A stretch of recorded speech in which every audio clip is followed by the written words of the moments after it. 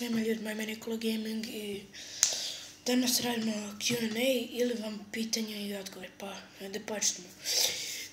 Prvo pitanje dolazi od Anonymous. Izvini ako ne mogu da pročitam. Njegovo pitanje je da li možeš da daš svoje ime od Facebooka, Puzi iz Kikinde. Pozdrav za tebe. Pa ja sam u jednom klipu pokazao svoje Facebook ime, Nikola Vidović, kao neka Minecraft slika. Tako da piše Subotica. Možda ne bude prvog izbacila, tako nešto. Sljedeće pitanje je Monster Cookie. Kada si rođen? Rođen sam 10.8.2003. Gde živiš? Živim u Subotici, u Srbiji. Da li ćeš napraviti Facebook stranicu? Pa vidi, ja jesam u jednoj Facebook stranici, ali tamo zagario, tako. Mislim, nije srpska, kako da kažem. Ja mislim da je to španski ili italijanski, ne znam, nisam siguran. Pozdrav iz Banja Luke. Pozdrav iz Bosne, to jest iz Banja Luke. I pozdrav za tebe. Pa, jedan lik me pitao, to jest Balkan Games HD, pitao zašto se zoveš Jesa Vidović. Tako se ja zovem na Play prodavnici, na Google Play i svugde.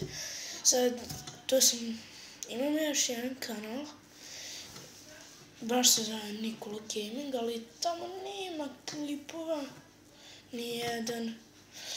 I Monster Cookie je inače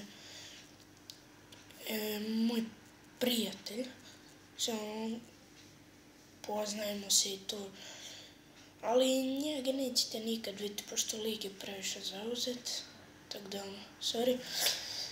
Znam da je jako malo pitanja, 1, 2, 3, 4 pitanja. Jeste malo, ali nema veze. I jedan lik me je pitao šta misliš o budućnosti kanala. To je Dejan Gnjatović me pitao šta misliš o budućnosti kanala.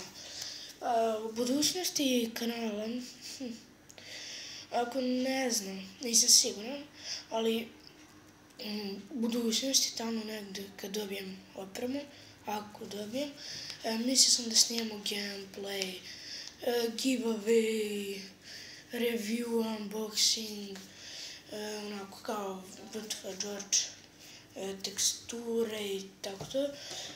I možda live stream ako budem onako dosta neki broj subscribera.